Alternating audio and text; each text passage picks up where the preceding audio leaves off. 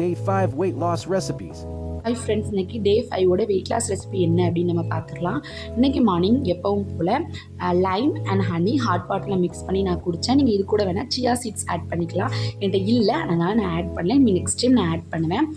அப்புறமா இன்றைக்கி மார்னிங் பிரேக்ஃபாஸ்ட்டுக்கு வீட் பிரெட், அது கூட பால் அண்ட் முட்டை நான் எடுத்துக்கிட்டேன். இது எப்படி எடுக்கணும் அப்படின்னா, பாலில் ஒரு முட்டை, அதுக்கப்புறமா கொஞ்சம் நாட்டு சர்க்கரை, அதுக்கப்புறம் 2 ஏலக்காய் போட்டு நல்லா நீங்கள் மிக்ஸ் பண்ணிக்கணும்.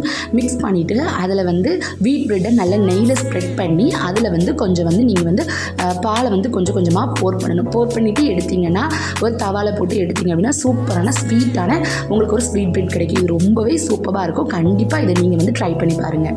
இது ரொம்ப ஹெல்த்தியும் கூட.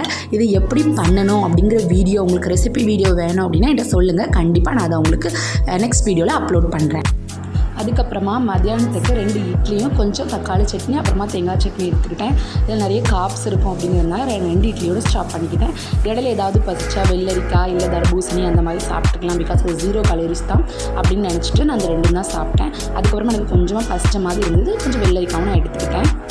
அப்புறமா நைட்டு டின்னருக்கு 2 சப்பாத்தியும் கொஞ்சமாக நேற்று வச்சு மட்டன் குழம்பு மிச்சம் இருந்தது, அதையும் எடுத்துக்கிட்டேன். நான் டின்னர்னு சொல்கிறது 6 to 7 நான் கம்ப்ளீட் பண்ணிடுவேன்.